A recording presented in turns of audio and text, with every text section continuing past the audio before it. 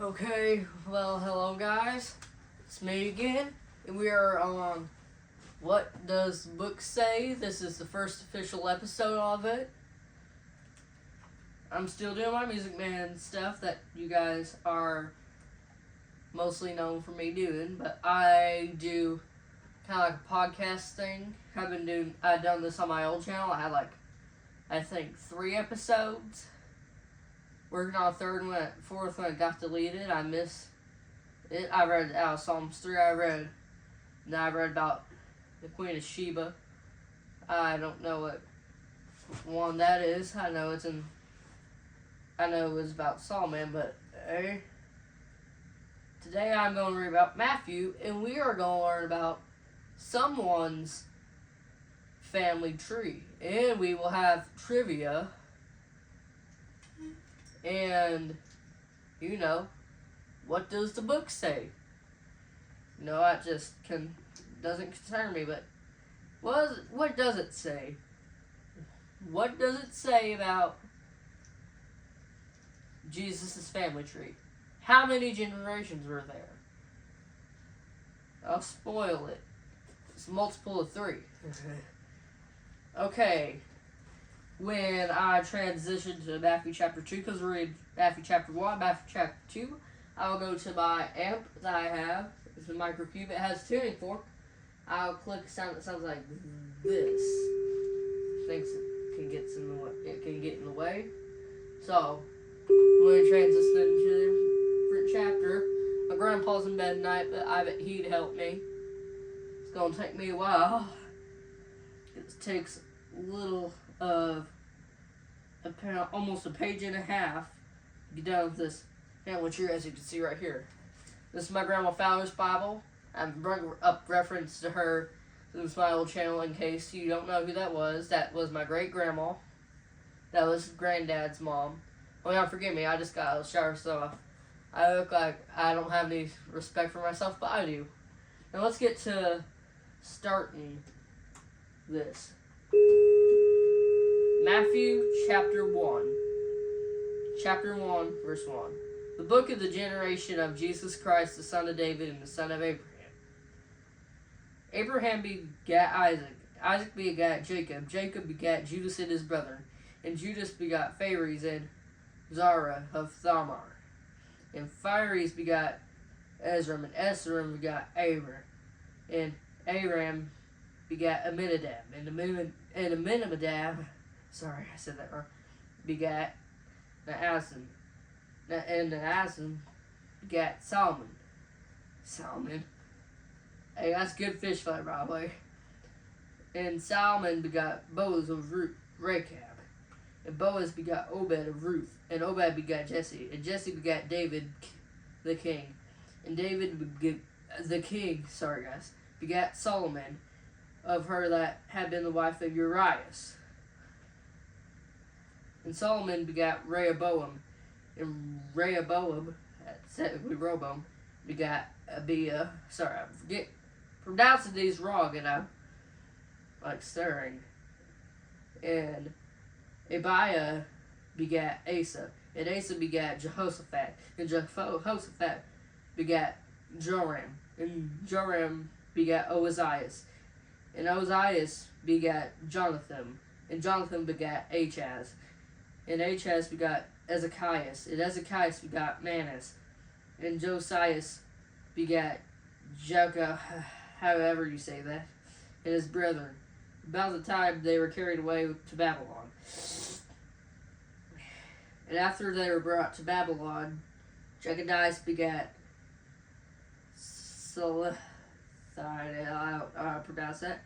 And Salathiel begat Zorobabel. And Zorobabel begat Abiud.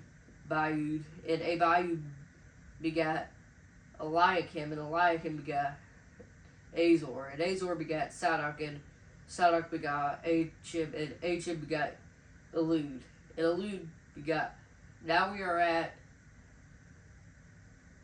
Joseph's, as we speak, we're at Joseph's great think, yeah.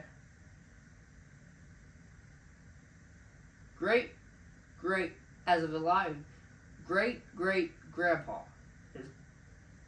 We got Eliezer, and Eliezer begat Mattan, Joseph's grandpa. And Mattan begat Jacob. And Jacob begat Joseph, the husband of Mary, of whom was born Jesus, who is called Christ. So all the generations from Abraham to David are 14 generations, and from David until the carrying of Babylon are 14 generations, and from the carrying away into Babylon into Christ are 14 generations. 14 times 3. Put that in the comments. That is how many generations between Abraham and Jesus were. That is a lot of generations. I'm sorry it took me like, I had to bring up references and stuff. So now we are in chapter 1 of Matthew and chapter 18. Now the birth of Jesus Christ was on this wise when as his mother Mary espoused to Joseph before they came together, she was found with child of the Holy Ghost. So basically, God's Spirit made her pregnant with Christ. And then Joseph, he was like me. He did the rules, and he did everything about society. So then Joseph, her husband, being just mad and not willing to make her a public example, was minded to put her away privately. But while he thought on these things, behold, an angel of the Lord appeared unto him in his dream, saying, Joseph, thou son of David, fear not to take unto thee Mary thy wife, for that which is conceived in her is of the Holy Ghost. And she shall bring forth a son, and they shall call his name Jesus. For he shall save his people from their sins. Now all this was done that it might be fulfilled which was spoken of the Lord by the prophet, saying, Behold, a virgin shall be with child, and shall bring forth a son, which they shall call his name Emmanuel, which being interpreted is God with us. Now this is kind of like Matthew's point of view. We typically read out Luke. That is just a tip and a fun fact. Then Joseph, being raised from sleep, did as the angel from the Lord had forbidden him, and took unto him his wife, and knew not till she had brought forth her firstborn son, and he called his name Jesus. Matthew chapter 2. Now when Jesus was born in Bethlehem of Judea in the days of Herod the king, behold, there came wise men from the east to Jerusalem, saying, Where is he that is born King of the Jews? For we have seen his star in the east, and are come to worship him. When Herod the king had heard these things, he was troubled, and all Jerusalem with him. And when he had gathered all the chief priests and scribes of the people together, he demanded of them where Christ should be born. And they said unto him, In Bethlehem of Judea, for thus it is written by the prophet, And thou, Bethlehem, in the land of Judah, art not the least among the princes of Judah, for out there thee shall come a governor, that shall rule my people Israel. Then Herod, when he had privily called the wise men, inquired of them diligently what time the star appeared. And he sent them to Bethlehem, and said, Go and search diligently for the young child. When ye have found him, bring me word again, that I may come and worship him also.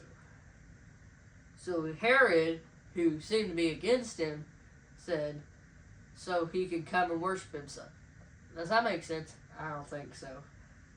I'll reread that. And you guys can read it for yourself. I'm reading out Matthew chapter 1 and 2, King James Version. Because that's all I think I got here. I do got me a New Testament IV, though. It's just at the church. When they had heard the king, they departed. Lo, the star which they saw in the east went before them, till it came and stood over where the young child was. When they saw the star, they rejoiced with exceeding great joy. And when they were coming to the house, they saw the young child with Mary, his mother, and fell down and worshipped him. When they had opened their treasures, they presented unto him gifts, gold, frankincense, and myrrh. Frankincense is a pretty good essential oil, by the way, guys. I don't know if that's what they meant, if it was in oil form or if it was like it's herb or whatever. Same with myrrh and stuff. I don't know. I never used myrrh before. Myrrh. Have a Merry Christmas. Get the joke because Jesus' birthday is on Christmas. Guess what they're giving? Myrrh. So, Merry Christmas. We are in Matthew chapter 2, chapter 12, if you are behind. And being warned of God in a dream that they should not return to Herod, they departed into their own country another way. And when they were departed, behold, an angel of the Lord appeared to Joseph in a dream, saying, Arise, take the young child and his mother, and flee into Egypt, and be thou there until I bring thee word, for Herod will seek the young child and destroy him.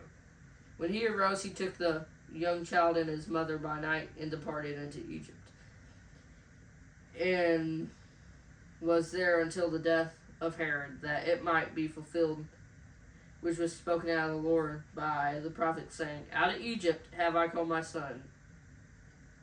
Then Herod, when he saw that, was mocked of the wise men, was exceeding wroth, and sent forth and slew all the children that were in Bethlehem and all the coasts there from 2 years old and under, according to the time which he had diligently inquired of the wise men. Then was fulfilled by which was spoken by Jeremy the prophet. That's cool name, Jeremy. I think that's the only time I ever heard that in the Bible. In Rama, I don't know how you pronounce that, there a voice heard lamentation and weeping and great mourning. Rachel weeping for her children, and not would be comforted, because they are not. But when Herod was dead, behold, an angel of the Lord appeareth in a dream to Joseph at Egypt, saying, Arise, and take the young child and his mother, and go into the land of Israel, for they are dead which sought the young child's life, which they tried to kill him. And he arose and took the young child and his mother, and came to the land of Israel. But when he heard the Archelaus did reign in Judea in the room of his father Herod, he was afraid to go thither, notwithstanding, being warned from God in a dream. He turned aside into parts of Galilee, and he came and dwelt in a city called Nazareth, that it might be fulfilled which was spoken by the prophets, he shall be called a Nazarene, which is actually a denomination now, Nazarene, but he was from Nazareth, so he shall be called a Nazarene because he's from Nazareth. And that was Matthew 1 and 2. Now, how many generations were in between Abraham and Jesus?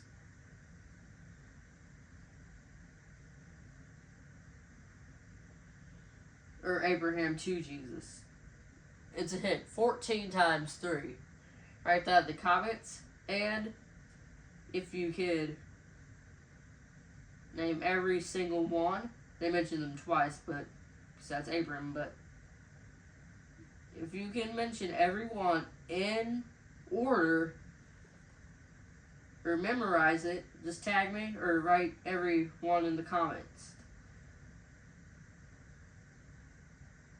14 times 3 is how many generations was there Abraham to Jesus. So what does the word say? Exactly. If you can get it in context, because it divides 42, which is the answer, divide by 3. if you can use that in context in the comments, I will tag you in the next episode. You know. And a hint, it's a few verses after Matthew chapter 1:15.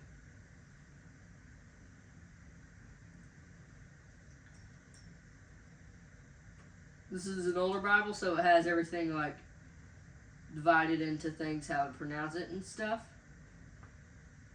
I really like family trees and stuff, so this kind of worked out, you know. So now you guys know the family tree of Jesus.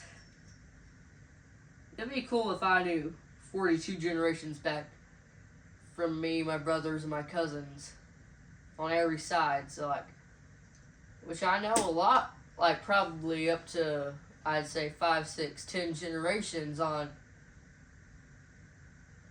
my nanny's side, but I want to know more about my other sides and stuff. So just like and subscribe. If you think I should read the Bible more, comment that. Comment a heart to encourage me. Comment green hearts to know that you're watching and you like this. And again, like and subscribe.